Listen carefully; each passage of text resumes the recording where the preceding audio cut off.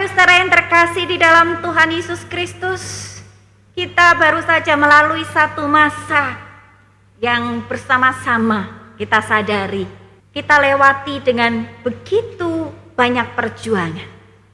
Masa pandemi. Masa pandemi ini memaksa kita pada waktu-waktu yang lalu untuk kita beribadah di dalam rumah kita masing-masing. Kita pada waktu itu tidak dapat lagi datang ke gereja. Oleh karena itu Bapak Ibu, kita sempat mengalami satu masa di mana kita mengalami kegagapan untuk beribadah di tengah-tengah keluarga kita masing-masing. Dan membuat kita di awal pandemi cukup gelagapan ya, cukup kesulitan untuk mengadakan ibadah bersama dengan anggota keluarga kita.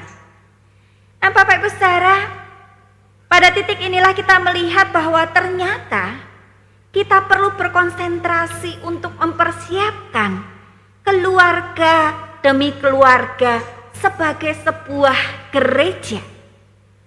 Secara sederhananya, keluarga itu adalah gereja yang pertama.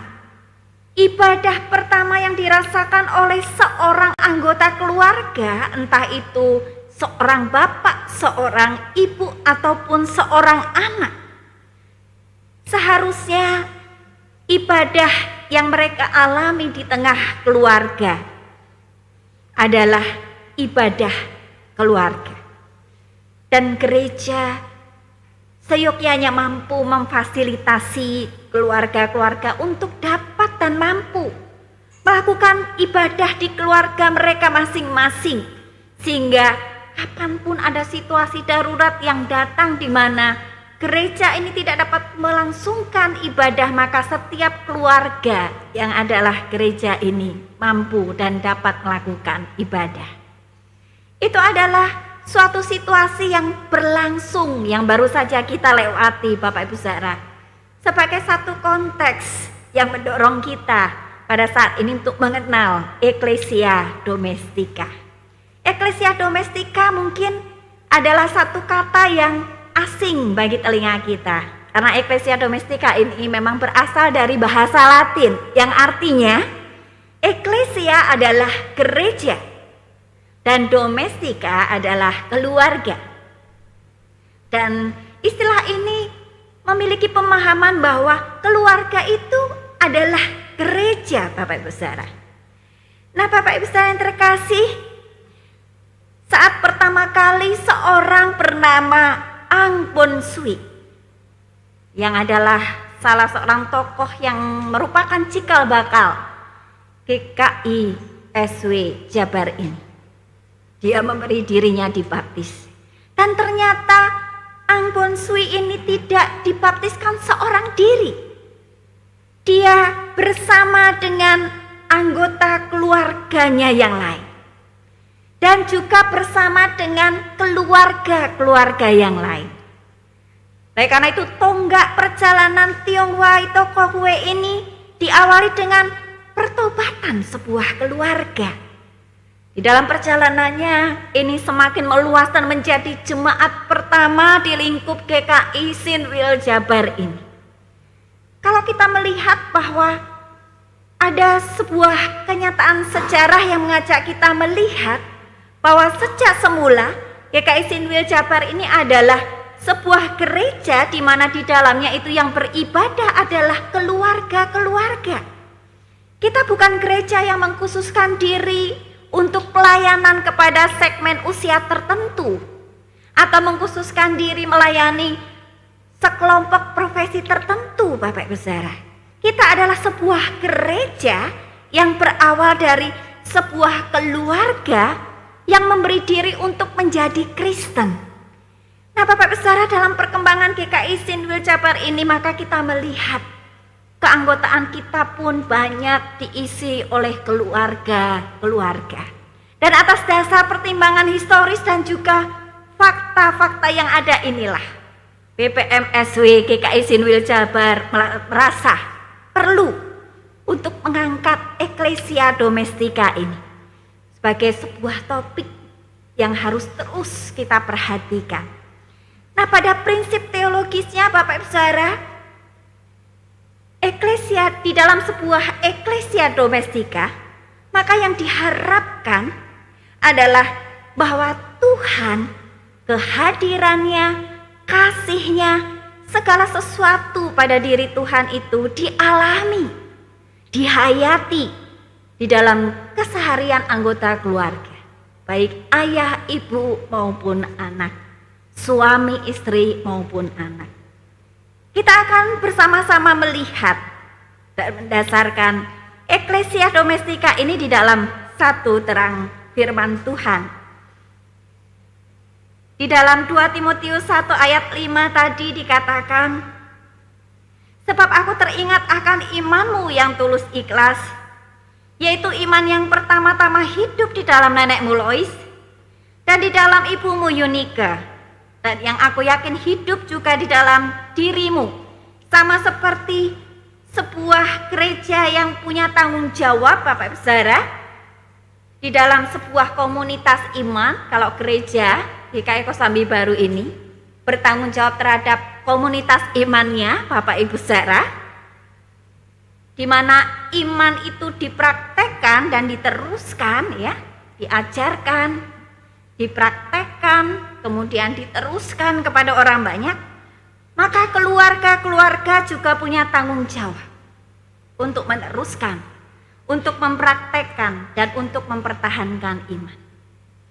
Keluarga adalah gereja dalam hal tanggung jawab menghidupkan iman itu dan menjadikan iman itu menjadi sebuah pengalaman yang dirasakan oleh setiap anggota keluarganya. Baik dia seorang ibu, baik dia seorang ayah, baik dia seorang anak sulung, maupun dia anak tengah, anak bungsu, atau anak-anak yang lainnya. Nah, Bapak Ibu Saudara yang terkasih, keluarga adalah gereja. Dalam hal menjadi perpanjangan gereja untuk melakukan misi Allah. Kita bisa melihat Bapak Ibu Saudara di dalam gereja mula-mula, kita bisa melihat ada beberapa ayat, ya, yang mendukung bagaimana kehidupan gereja mula-mula sebagai gereja rumah tangga. Di dalam gereja mula-mula, rumah tangga Kristen itu adalah sebagai gereja rumah. Ada pertemuan keluarga yang kemudian menjadi pusat persekutuan Kristen, di mana di dalamnya ada kehidupan saling mengasihi, ada kehidupan doa, ada petunjuk-petunjuk religius bagaimana mereka menjalani kehidupan mereka. Di dalam gereja mula-mula, yang bertemu di dalam rumah yang adalah gereja itu adalah seorang Kristen dengan sekelompok orang dalam hubungan darah, ya, saudara bersaudara atau ayah dan anak, tetapi juga dengan budaknya, tetapi juga dengan tetangga-tetangganya yang Kristen. Tetapi dalam kehidupan rumah tangga Kristen yang modern, mereka hanya ada dalam satu hubungan darah perkawinan atau anggota keluarga saja. Kita akan melihat bagaimana Alkitab menyaksikan kehidupan gereja mula-mula sebagai sebuah gereja rumah tangga. Di dalam Kisah Para Rasul 2 ayat 46 sampai dengan yang ke-47 mengatakan, mereka memecahkan roti di rumah masing-masing secara bergilir dan makan bersama-sama dengan gembira dan dengan tulus hati sambil memuji Allah, dan mereka disukai semua orang. Salam juga kepada jemaat di rumah mereka. Salam kepada Epenetus, saudara yang kukasihi, yang adalah buah pertama dari daerah Asia untuk Kristus. Bapak Ibu Saudara, di sini kita melihat bahwa keluarga adalah gereja dalam hal juga perpanjangan tangan Allah, perpanjangan tangan gereja untuk melakukan misi Allah. Kita bisa melihat di dalam Mukadimah Tata Gereja alinea yang ketiga, di dalam rangka berperan serta mengerjakan misi Allah, gereja melaksanakan misinya misi gereja itu dilaksanakan oleh seluruh anggota gereja di dalam konteks masyarakat, bangsa, dan negara di mana gereja ditempatkan. Misi Allah diedap, diserap menjadi misi keluarga sebagai sebuah eklesia domestika. Jadi Bapak Ibu, secara pemahaman eklesia domestika bukanlah sebuah pengertian gereja dalam kaitan dengan organisasi atau administratif, namun lebih dalam pengertian gereja itu sebagai hakikat, yaitu gereja sebagai tempat di mana orang bertumbuh di dalam iman percaya, dan sebagai sebuah tempat di mana misi Allah itu dilakukan. Dan bagaimana gereja-gereja ini bisa melakukan misi Allah? Maka ada nilai-nilai gerejawi yang harus dihidupi oleh keluarga, yaitu yang pertama, persekutuan atau koinonia, pelayanan atau diakonia, kesaksian atau marturia. Persekutuan atau koinonia, di mana keluarga, komunitas keluarga itu hanya dapat dilindungi dan dikembangkan dengan semangat saling melayani, saling berkorban di antara keluarga maupun di tengah-tengah masyarakatnya. Pelayanan diakonia, komunitas keluarga hanya pada dasarnya adalah persekutuan pribadi-pribadi, oleh karena keluarga ini adalah sekolah kehidupan bersama yang utama. Kemudian kesaksian atau marturia mengingatkan kita tentang tugas pokok keluarga Kristen adalah dipanggil untuk membangun kerajaan Allah di dunia ini dengan ikut serta dalam hidup dan misi gereja. Di sini kita melihat Bapak Ibu saudara bahwa ternyata kesaksian pelayanan bukan hanya menjadi program gereja saja, tetapi bisa menjadi satu langkah bersama bagi keluarga-keluarga. Keluarga-keluarga bisa diberdayakan untuk melakukan kesaksian pelayanan melalui sepak terjang keluarga di tengah masyarakatnya. Nah, Bapak Ibu saudara yang terkasih di dalam Tuhan Yesus Kristus, selama ini jejak-jejak pemahaman eklesia domestika yang tersisa ya di tengah-tengah gereja kita yang terasa adalah tersisa di bulan keluarga. Jadi dalam 1 tahun 12 bulan biasanya diadakan di bulan apa Bapak Ibu? Ada yang mengadakan di September, ada yang melakukan di Oktober ya. Tersisa di dalam bulan keluarga saja. Nah Bapak Ibu saudara, namun GKI Sindika Jabar secara khusus mempunyai konsep tentang ini dan memberikan perhatian yang utuh mengenai hal ini. Secara parsial, perhatian terhadap keluarga tentu bisa dihidupi di kehidupan berjemaat masing-masing. Dan satu kenyataan yang menjadi PR kita bersama khususnya adalah masalah ketika kita melihat ya usia sidi dan baptis yang harusnya sudah disidi, dan usia anak-anak yang sudah menerima baptis anak. Kita melihat bahwa tidak semua anak yang sudah dibaptis anak kemudian dihantarkan sampai dengan ke sidi. Nah, ini menjadi PR kita sebagai gereja bersama untuk terus mengingatkan tentang tanggung jawab orang tua untuk menghantar anak-anaknya sampai pada satu kedewasaan iman untuk mengakui imannya secara pribadi, menerima Yesus sebagai juru selamatnya secara pribadi, membawa anak-anak mengaku percaya. Dan ini seringkali luput dari perhatian kita semua. Oleh karena itu Bapak Ibu, kita akan melihat beberapa hal berkaitan dengan bagaimana eklesia domestika ini bisa masuk di dalam kehidupan jemaat. Yang pertama Bapak Ibu, gereja perlu memperlengkapi jemaat itu dengan liturgi keluarga. Gereja juga dapat memperlengkapi umat itu sejak awal ya kehidupannya ya, dalam tahap-tahap periode-periode kehidupannya. Bahkan bukan hanya ketika mereka sudah terlahir di dunia Bapak Ibu ya.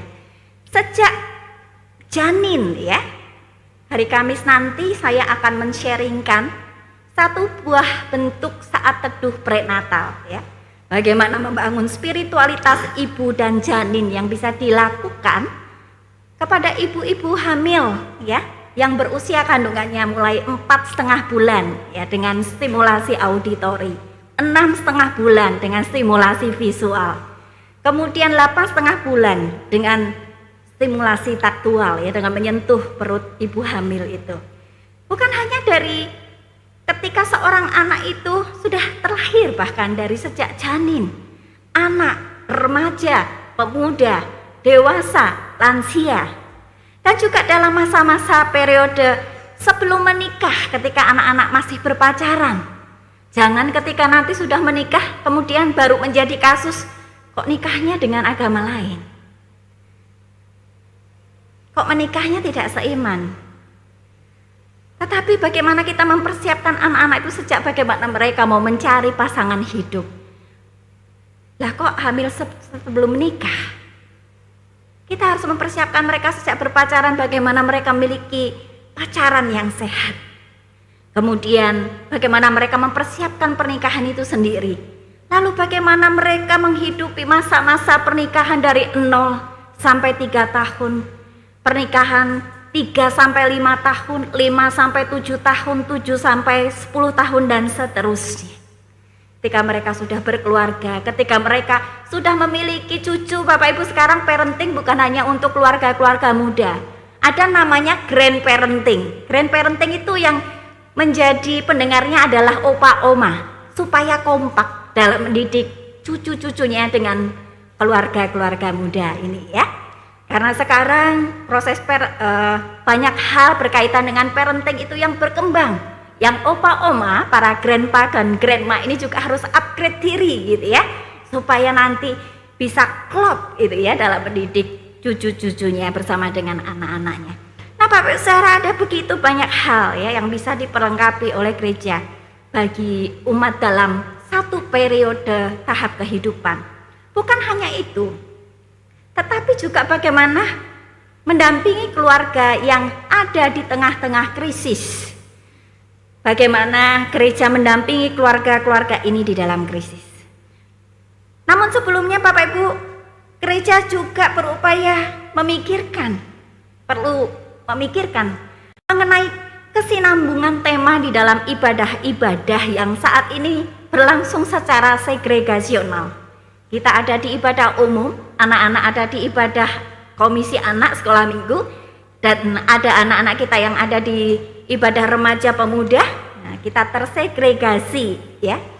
Nah, setidaknya Bapak Ibu, ketika anak-anak itu ada di sekolah minggu, ada usaha komunikasi dari guru sekolah minggu kepada orang tua tentang apa yang sedang diajarkan kepada anak-anaknya saat ini ya.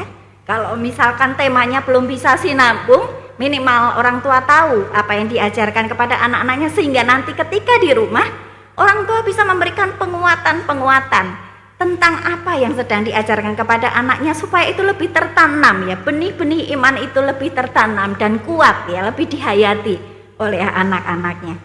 Nah Bapak Ibu Saudara, sehingga sebuah eklesia domestika itu terjadi. Mereka dapat menjadi sebuah komunitas yang kondusif, yang bertumbuh di dalam iman yang diajarkan oleh gereja.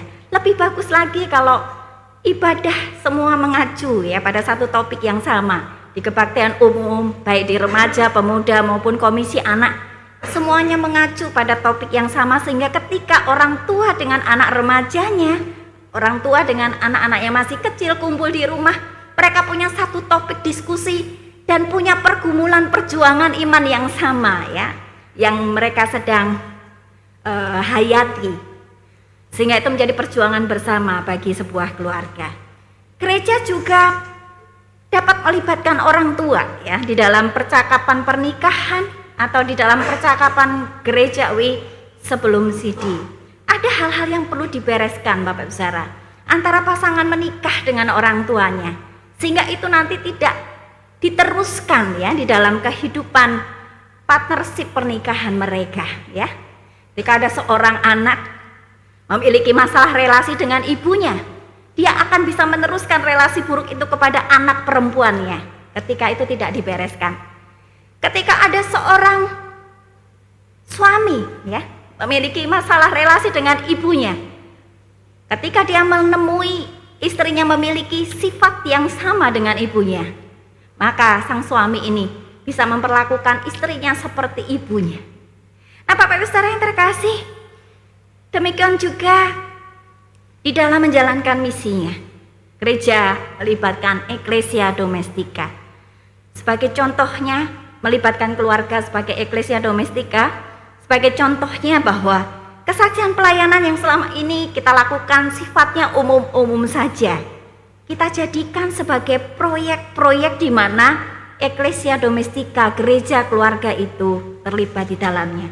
Bagaimana keluarga-keluarga ini diberdayakan untuk melakukan kesaksian pelayanan di tengah masyarakatnya. Bagaimana sikap yang baik dalam bertetangga, dalam bermasyarakat. Maka keluarga-keluarga muda ini perlu diajarkan, bukan hanya membangun tembok dan pagar yang tinggi untuk keamanan rumahnya, tapi bagaimana membuka rumahnya agar orang-orang di sekitarnya juga bisa berelasi dengannya. Tanggung jawabnya di tengah-tengah masyarakatnya. Gereja juga dapat mengadakan kegiatan-kegiatan yang sifatnya intergenerasional. Jadi semua generasi menyatu ya di luar ibadah minggu ya. Seperti misalnya merevitalisasi persekutuan wilayah itu supaya materinya jangan hanya untuk orang dewasa. Kalau melibatkan remaja dan juga anak-anak, maka tema-temanya harus diangkat sebagai tema yang bisa dipahami secara intergenerasi. Kemudian pemahaman Alkitab ya. Pemahaman Alkitab intergenerasi ya. GKI Pakuan sempat melakukan ini. Jadi ketika pemahaman Alkitab itu disampaikan di dalam 3 model ya. Yang pertama dipaparkan secara untuk orang dewasa. Setelah itu dilanjutkan dengan seorang pemapar untuk remaja ya, versi remaja. Nah, kemudian biasa saya spesialisasinya anak, maka saya menyampaikannya secara versi anak. Nah, kemudian nanti anak dikelompokkan dalam satu breakout room untuk diskusi soal bahan PA itu. Nah, Bapak Ibu Saudara yang terkasih, ataupun paduan suara ya. Paduan suara gabungan antara anak-anak sampai yang dewasa itu juga bisa menjadi satu sarana. Gereja juga perlu memberi tempat pada keluarga, bukan sekedar memberi tempat pada pribadi di dalam berpartisipasi dalam kegiatan gereja, tetapi berdayakan keluarga-keluarga. Sangat indah Bapak Ibu Saudara kalau keluarga-keluarga itu diberi kesempatan melayani bersama. Kita nggak pernah tahu di tengah jemaat kita itu ada yang satu keluarga itu talentanya paduan suara, talentanya olah suara, jadi mereka bisa nyanyi satu keluarga. Kita nggak pernah tahu kalau kita tidak menggalinya, kalau ternyata ada sebuah keluarga yang talentanya bermain musik sehingga mereka bisa mengiringi ibadah dalam satu keluarga. Kita nggak pernah tahu ya kalau keluarga-keluarga kita itu punya talenta-talenta yang hidup ya di tengah-tengah keluarga mereka. Nah, oleh karena itu Bapak Ibu, mari ya memberdayakan keluarga di dalam jemaat, tidak sekedar memberdayakan mereka secara pribadi-pribadi. Gereja juga perlu memberikan perhatian pada keluarga di dalam keadaan khusus atau krisis. Nah, Bapak Ibu Saudara, misalnya kondisi apa? Kalau tadi yang pertama keluarga dalam periode tahap kehidupan dari janin sampai usia lanjut, maka ada satu masa di mana keluarga itu tertimpa krisis, pergumulan ya, keadaan khusus, dan ini perlu pendampingan. Seperti apa itu Bapak Ibu? Misalnya ada seorang ibu yang mengeluh, sekarang ini lagi ada tren baru, anak-anak pada nggak mau menikah, anak-anak pada nggak mau punya anak. Nah, bagaimana ya mendampingi keluarga-keluarga ini? Ada sebuah keluarga yang memiliki seorang anak yang punya kecenderungan LGBT, atau mungkin ada keluarga yang memiliki anak penyandang disabilitas, atau memiliki putri yang hamil di luar nikah, atau ada sebuah keluarga yang punya isu perceraian, sehingga anak-anak ini tumbuh sebagai anak yang fatherless dan motherless, atau orang tua ini harus hidup sebagai single parent. Ada begitu banyak krisis-krisis kehidupan yang bisa disentuh gereja dan gereja masuk di sana agar gereja boleh memberikan penguatan pada keluarga, yang mana keluarga ini adalah saka-saka penyangga gereja itu sendiri. Kalau saka-sakanya lemah, saka-sakanya gagal melalui masa krisis, maka bagaimana masa depan gereja? Lalu mungkin, dan kita bisa memberikan perhatian itu dalam bentuk kita membentuk support group atau kegiatan-kegiatan tertentu atau training atau hal-hal yang lain ya, yang bisa membekali mereka dalam menghadapi hal-hal yang seperti itu. Dari Klasis Jakarta Barat bersama-sama Komisi Dewasa Klasis memberikan perhatian untuk hal ini. Karena ada satu pembinaan keluarga dalam krisis. Nah, Bapak Ibu Saudara, dari situ akan mengangkat tema-tema ini. Ya, nanti bisa diikuti bersama. Nah, Bapak Ibu Saudara, Ecclesia Domestika juga bisa kita lakukan dalam hal parenting. Bagaimana parenting versi Ecclesia Domestika? Komisi Anak Klasis akan melakukannya secara serempak bersama dengan bekerja sama ya dengan tim-tim pasutri ya di gereja masing-masing pada bulan keluarga 2023 yang akan datang ya. Dan kita akan mempraktekkan parenting versi Ecclesia Domestika yang ternyata tidak bisa berdiri sendiri, tetapi melibatkan ya sekolah minggu ya dan melibatkan yang lain-lain. Karena Ecclesia Domestika melalui parenting ini ada unsur keluarga ya, ada unsur sekolah, ada unsur gereja, dan ada unsur di mana kita membutuhkan sebuah kurikulum dan metode yang tepat untuk melakukannya. Kenapa Ecclesia Domestika melalui parenting ini perlu melibatkan keluarga?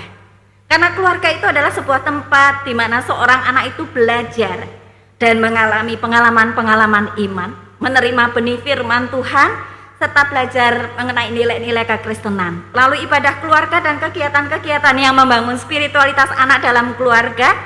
Maka sementara orang tua juga harus menunjukkan ya perkataan ataupun teladan, sehingga itu dapat menjadi pemberitaan Injil yang live gitu ya. Sekarang kan orang-orang suka ya tampilan-tampilan yang real life. Maka teladan orang tua itu adalah sebuah ajaran firman Tuhan yang real life. Dan itu dapat lebih terserap ya bagi anak-anak dan dapat menetap sebagai satu karakter dalam diri anak, sesuatu yang real life dalam kehidupan kita sehari-hari. Sehingga apa yang diteladankan, apa yang dikatakan orang tua itu dapat memelihara panggilan rohani anak-anak ya, untuk mereka itu menetapkan diri sebagai pengikut Tuhan. Nah, Bapak Ibu Saudara yang terkasih, anak-anak di usia dini kira-kira di bawah 2 tahun, mereka itu mengasosiasikan Allah dengan orang tuanya. Bagaimana orang tuanya itulah yang dia kenal tentang Tuhan. Lalu bagaimana kalau setiap hari di rumahnya itu seperti luar angkasa? Apa maksudnya? Ada UFO bertebangan gitu ya. Maksudnya piring lempar sana lempar sini gitu ya, piring terbang ya. Nah, maka dia akan melihat bahwa oh, ayahnya melakukan kekerasan terhadap ibunya. Allah berarti jahat. Lalu bagaimana kalau orang tua kemudian menasihati anak-anaknya dengan membawa-bawa nama Tuhan untuk menakut-nakutinya? Tuhan marah, Tuhan gak suka. Maka anak itu akan berpikir bahwa Tuhan itu hakim yang kejam. Aku gak mau deket-deket sama Tuhan. Apakah impresi seperti itu yang akan kita harapkan diterima oleh anak-anak kita dalam pendekatan-pendekatan iman yang kita tanamkan kepada anak-anak kita? Nah, Bapak Ibu saya yang terkasih, Sekolah sebagai logo parentis untuk memberi penguatan melalui pendidikan formal mengenai pengalaman iman, benih firman Tuhan, serta nilai-nilai kekristenan yang sudah dia dapat di gereja dan sudah dia dapat di keluarga. Sementara gereja adalah tempat pendidikan agama Kristen informal untuk memberikan penguatan anak belajar banyak hal tadi ya yang sudah diterima di gereja dan sudah diterima di sekolah. Jadi apa yang dipelajari anak adalah sesuatu yang direpetisi, diulang-ulang Baik dia dapat hal yang sama di sekolah, dia pun dapat hal yang sama di gereja, dia pun dapat hal yang sama di sekolah minggu, dan dia pun diajarkan langkah-langkah melakukannya oleh orang tuanya di tengah keluarga. Jadi parenting versi Ecclesia Domestica adalah memberikan langkah-langkah bagaimana anak-anak dapat menghidupi dan menghayati imannya step by step sesuai dengan perkembangannya. Saya akan menunjukkan salah satu video ya. Saya pernah membuatkan Gloria, sebuah renungan saat teduh anak usia dini ya, yang hanya terdiri dari 4 gambar. Dan saat teduh ini diperuntukkan anak usia dini yang belum bisa membaca tulisan. Oleh karena itu, sebelum anak membaca tulisan itu ada tahap namanya membaca gambar, Bapak Ibu Saudara ya. Jadi dari gambar anak bisa membaca ya. Nah, jadi dalam tahapannya nanti orang tua itu akan menceritakan 4 gambar itu bercerita tentang apa. Setelah itu orang tua akan bertanya kepada anak-anak, tadi ceritanya tentang apa? Nah, kemudian anak ini akan menceritakan bagian per bagian gambar itu sebagai proses membaca gambar sebelum membaca tulisan. Kita akan saksikan satu buah film berikut ini. Pakai makanan, terus ada orang jahat, hihihi gitu, kasih obat. Ceritakan anak ini adalah tentang, dia bilang orang bawa makanan gitu ya. Terus ada orang yang, jadi itu gambarnya dibuat sebetulnya di tengah-tengahnya itu saya tempatkan semacam jarum jam untuk membantu anak bercerita ya, dari ujung kiri kemudian ke ujung kanan, kemudian ke ujung bawah dan seterusnya seperti jarum jam. Nah, itu ada urutan ceritanya yang hanya diwakili dari 4 gambar, dan satu gambar itu hanya membutuhkan 1 kalimat penjelasan. Ini untuk anak usia dini itu tipsnya begitu, 1 gambar dan 1 kalimat gitu ya. Cerita dalam 1 kalimat begitu. Nah, Bapak Ibu Saudara yang terkasih, ini adalah satu upaya di mana kita melakukan pendekatan dalam ibadah keluarga yang sesuai dengan tingkat perkembangan anak-anak kita ya. Jadi kita tidak memaksakan anak-anak ini beribadah keluarga dengan versi orang tua. Itu akan sangat boring, sangat membosankan ya, sangat tidak menarik. Dan juga Bapak Ibu Saudara, ibadah keluarga ini, di dalam ibadah keluarga ini orang tua di Indonesia itu punya satu kebiasaan ya. Mereka itu memaksa di tengah ibadah keluarganya tuh anak tuh harus duduk diam ya. Padahal Bapak Ibu Saudara, ketika orang tua ini menertibkan anak-anak ini untuk duduk diam, dan kebetulan anak-anak kita adalah anak-anak aktif, anak-anak kita adalah anak-anak yang kreatif, maka itu memberikan impresi yang sangat buruk bagi anak-anak kita. Mereka yang aktif dan kreatif itu tidak bisa diam, Bapak Ibu. Kalau diam, otaknya tidak bekerja ya. Dia harus bergerak untuk dia bisa berpikir. Saya memberikan satu buah contoh video sebagai berikut. Jadi dalam video ini ada 2 orang anak. Satu anak berusia 2 tahun ya, dia baru belajar, dalam tahap belajar berbicaranya itu adalah echoing itu seperti membiu, mengikut apa yang dikatakan oleh orang dewasa. Sementara kakaknya usia 7 tahun ya, kakaknya ini sangat aktif dan kreatif. Jadi dia memainkan apa yang ada di situ, yang bisa dia mainkan, dia gerakkan gitu ya, karena dia aktif.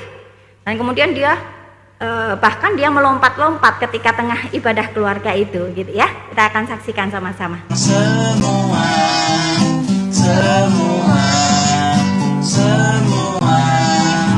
Yesus sayang semua, sayang semua. Sayang siapa?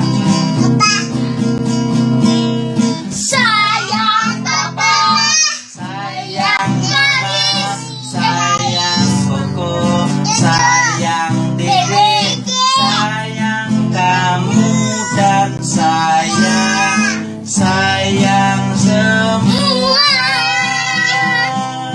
Kemudian bilang duduk diam gitu ya. Dia akan punya satu impresi tentang ibadah keluarga itu tidak menyenangkan.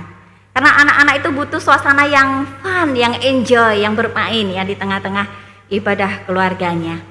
Nah, Bapak Ibu, dan ternyata gitu ya, tradisi duduk diam mendengarkan itu perlu kita ubah ya, menjadi tradisi ibadah yang berbeda. Misalnya dengan kita melihat Bagaimana kecerdasan anak-anak kita, bagaimana gaya belajarnya. Kita perhatikan tahap-tahap perkembangannya, perkembangan fisiknya, psikologisnya, perkembangan membacanya, perkembangan bermainnya, berceritanya, dan lain sebagainya. Nah, Bapak Ibu Saudara, pada akhirnya anak kecil yang tadi ya, yang jumpalitan di atas tempat tidur ketika ibadah keluarga itu, dia memiliki satu impresi yang positif tentang relasinya dengan Tuhan. Dan inilah ketika dia dewasa, ketika dia dapat satu kesempatan ya, dia sekarang menjadi seorang pembasket ya, yang kerjaannya lompat-lompat ya memang ya. Nah, ketika dia dapat satu kesempatan single shoot, dia menundukkan kepala dan dia berdoa. Kita akan saksikan.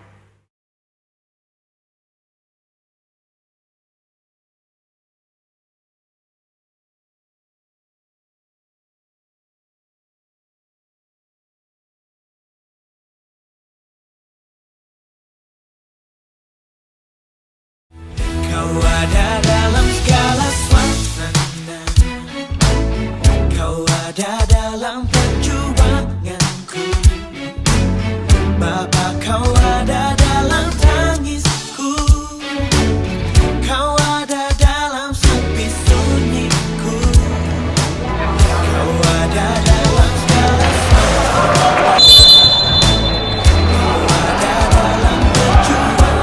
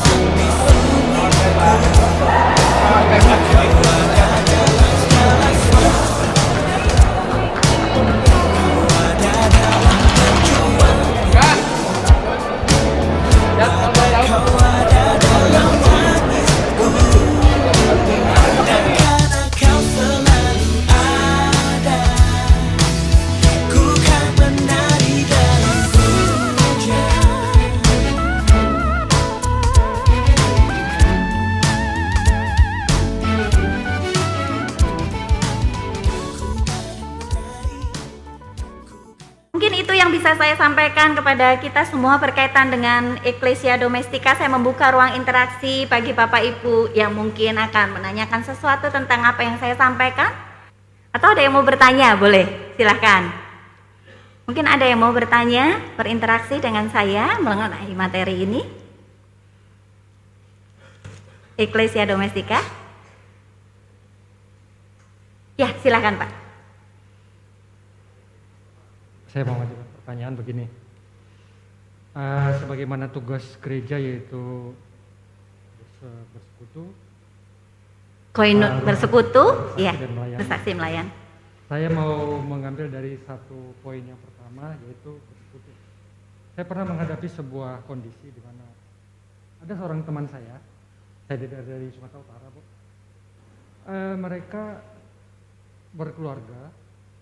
Di awal sekali mereka masih di dalam satu katakanlah dalam sebuah tempat gereja daerah, begitulah kira-kira ya. Namun seiring perjalanan waktu, si suami dari teman saya ini atau si suami ini entah karena apa dia memilih untuk berpindah ke gereja dari aliran yang berbeda.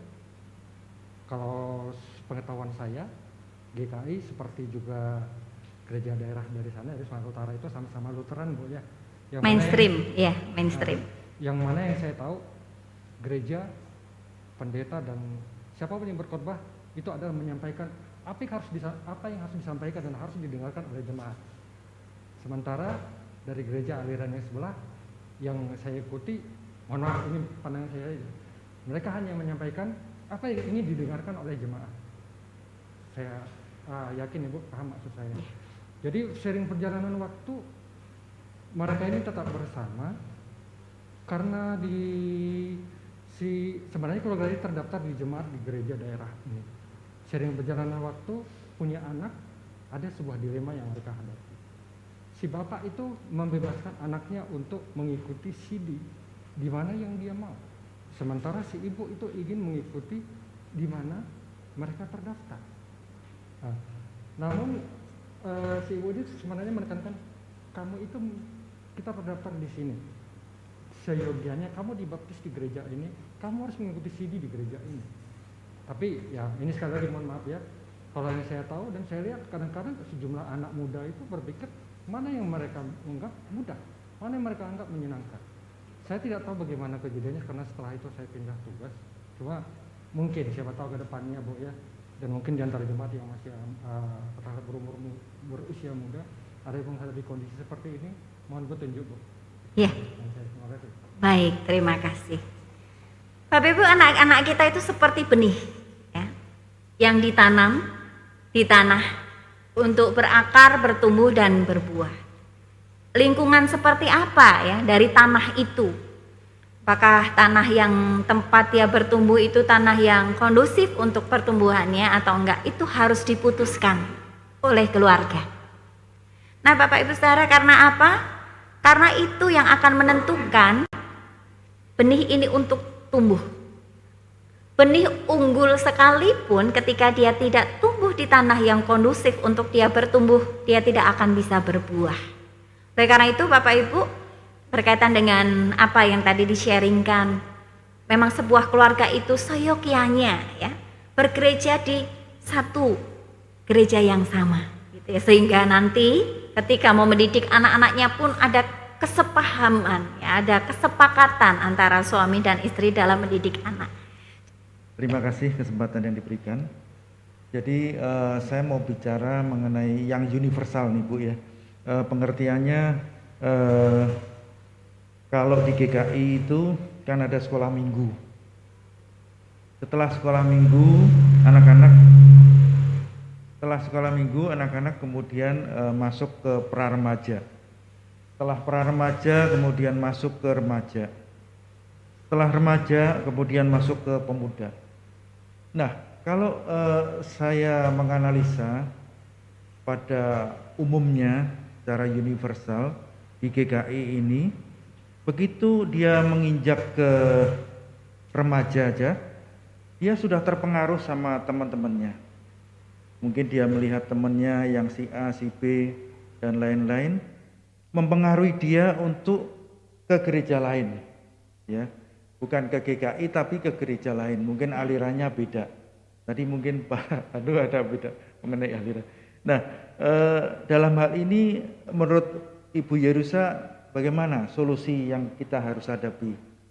Baik kita sebagai gereja dalam menghadapi seperti ini, juga sebagai orang tua mungkin. Orang tua cara mendidik anak, mungkin yang Ibu tadi sampaikan. Langkah-langkah apa yang kita harus lakukan seperti itu? Terima kasih. Terima kasih. Ya. Ya. Bapak Ibu, ketika kita mau mempraktekkan eklesia domestika itu ibarat kalau sebuah bangunan itu kita memang harus membongkar semuanya. Bapak Ibu, kenapa anak-anak bisa meninggalkan gerejanya gitu ya, dan pergi ke tempat lain? Ada rasa tidak comfort gitu ya di gerejanya, atau dia tertarik ya oleh sesuatu yang lebih menarik di tempat lain. Nah Bapak Ibu, jadi di dalam diri manusia itu ada sebuah mekanisme yang demikian, fight or flight. Jadi dia akan fight kalau dia mampu mengatasi lawan yang dia hadapi, dia akan flight kalau dia merasa nggak mampu dengan lawan yang dia hadapi. Dia akan fight, akan dihadapi ya, atau dia akan lari ya kalau dia nggak mampu menghadapi lawan.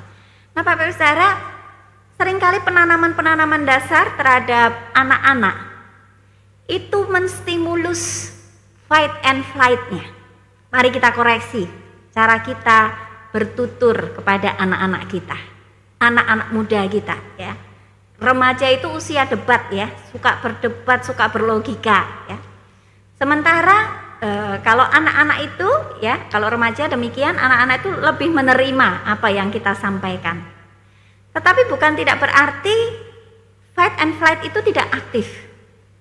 Kalau kita menunjukkan tentang Tuhan dan tentang segala kegiatan gereja adalah sesuatu yang kalau tidak dilakukan itu menakutkan dan menimbulkan hukuman, bahwa Allah itu penghukum, insting fight and flight-nya akan menangkap bahwa Tuhan sosok yang bagaimana Bapak Ibu?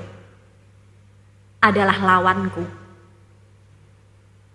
Maka mereka akan pergi dari gereja. Mereka akan meninggalkan Tuhan, meninggalkan Allah. Karena mereka merasa bahwa Allah itu menakutkan, Allah itu menghukum ya. Allah itu demikian tidak menyenangkan. Saya akan pergi atau saya akan fight begitu ya. Nah, Bapak Ibu Saudara, bagaimana pengajaran-pengajaran kita terhadap anak-anak muda di gereja itu perlu pendekatan-pendekatan yang pas sehingga tidak membuat anak-anak kita itu enggak merasa comfort ya di gereja. Pun demikian berlaku di tengah-tengah keluarga kita. Bagaimana kita melaksanakan ibadah di tengah keluarga, bagaimana kita menghadirkan relasi anak dengan Tuhan gitu ya. Ayo doa sebelum makan gitu ya. Atau kalau kamu tidak nurut nanti Tuhan marah begitu ya. Nah, itu adalah hal-hal yang tidak menyenangkan, memberikan impresif buruk bagi anak-anak untuk kemudian mereka mau berelasi dengan Tuhan. Nah, Bapak Ibu, saya berikan satu sharing yang baru saja terjadi kemarin. Jadi kemarin anak kami akan mengikuti satu final kejuaraan basket, dan di tengah jalan kami kecelakaan. Jadi mobil di depan itu berhenti mendadak dan remnya nggak nyampe, akhirnya nabrak. Dan mobil nggak bisa jalan karena terkena radiatornya, mesinnya ngepul, harus tunggu derek. Kemudian saya menghubungi putra saya. Sorry ya kok, papa mama nggak bisa datang finalnya karena kami kecelakaan. Tapi nanti kami datang waktu penyerahan pialanya, begitu ya. Nah, Bapak Ibu, kemudian ketika peristiwa kecelakaan itu suami saya langsung teringat, oh iya, kita lupa berdoa. Nah, di dalam mobil itu ada anak bungsu saya, Bapak Ibu. Saya mengatakan, tuh Dek, ingat ya, jangan sampai kita lupa berdoa. Kalau kita lupa berdoa begitu ya, kita tidak perjalanan kita tidak lancar, saya bilang begitu ya. Nah, kemudian setelah itu, setelah saya WA dengan putra saya mengatakan demikian. Jadi ya mah nggak apa-apa, dijadiin pelajaran ya mah gitu ya. Terus saya kemudian mengatakan kepada suami saya, wah aku tuh pendeta tapi dinasehati anak ya, dijadikan peringatan ya mas, jangan lupa berdoa begitu ya. Tapi ada satu kebanggaan karena penanaman sejak kecil itu ternyata dikembalikan kepada kami. Kadang-kadang orang tua tidak punya kebesaran hati untuk menerima sesuatu yang dikembalikan kepadanya, sehingga orang tua tidak bertumbuh. Nah, Bapak Ibu Saudara, ternyata segala sesuatu yang kita mau tanamkan kepada anak dalam penghayatan imannya itu tidak selalu kita butuh materi yang berat-berat. Peristiwa kehidupan kita, beban hidup kita yang berat ini sudah merupakan materi yang sangat kaya untuk kita bisa memperkenalkan ya anak-anak itu pada Tuhan, untuk menautkan relasi mereka dengan Tuhan. Ketika kita mampu memaknai peristiwa-peristiwa kehidupan kita ini dengan bagaimana kita harus bersikap ya di dalam hikmat Tuhan. Pun itu adalah satu krisis kehidupan, salah satu krisis kehidupan yang Tuhan itu izinkan terjadi dalam kehidupan kita. Apakah keluarga kita itu mengalami divorce? Apakah keluarga kita itu dipercayakan seorang anak penyandang disabilitas, apakah di tengah keluarga kita ada seorang anak dengan kecenderungan LGBT, itu semua dihadirkan Tuhan untuk menjadi satu yang memproses kehidupan beriman kita bersama, dan bagaimana orang tua mensikapinya, maka itu akan diimitate oleh anak-anaknya, akan ditiru oleh anak-anaknya sebagai satu pelajaran. Saya akan men-slide-kan yang berikut ini ya. Jadi ini adalah cara belajar, sudah ditutup ya. Ya, jadi anak itu belajar dengan 3 cara Bapak Ibu ya. Anak itu belajar dengan 3 cara, yaitu dengan cara imitating, impression, dan storytelling ya. Jadi dia akan meniru, dia akan menangkap sebuah impresi dari apa yang kita lakukan ya, kesan yang mendalam, kemudian ada storytelling. Ya, jadi bagaimana seorang anak itu melihat bapaknya di rumah? Apakah bapaknya di rumah itu adalah bapak yang siap dipermalukan, atau bapak yang mau berkorban buat keluarga karena nilai yang dipegangnya dari Tuhan, atau bapak yang bukan demikian? Kalau bapaknya adalah seorang bapak yang demikian, maka kita tahu ya, itu adalah gambaran dari Allah yang mau berkorban bagi manusia. Jadi perilaku ayahnya itu akan menautkan relasinya dengan Tuhan yang mau berkorban bagi manusia. Dalam gambar yang berikutnya, apakah bapaknya itu adalah bapak yang berdoa? Ketika ada permasalahan dalam keluarga itu, apa yang dilakukan seorang bapak? Apakah dia berdoa? Apakah bersungut-sungut? Apakah ngomel-ngomel? Apakah marah-marah? Apa berdoa? Atau bapak yang mencari dan menemukan pesan Tuhan dalam tiap pergumulan hidupnya? Ketika mengalami pergumulan hidup, apakah bapaknya itu selalu mencari pesan seperti tadi ya, yang dalam peristiwa kecelakaan tadi suami saya langsung mengatakan, kita lupa berdoa gitu ya. Jadi itu dalam satu peristiwa tabrakan itu ditemukan satu pesan ya. Nah, yang berikutnya, apakah bapak itu adalah bapak yang ada secara fisik saja, tetapi dirinya itu sambil melakukan sesuatu yang lain seperti bekerja atau bermain gadget? Atau bapak ini adalah bapaknya ini adalah bapak yang mau memahami perasaan anak dan duduk bersama anak. Nah, ini semua adalah menggambarkan tentang siapa Allah bagi anak ya. Karena anak-anak kita itu berrelasi dengan Allah itu melalui contoh teladan, role model kita semua.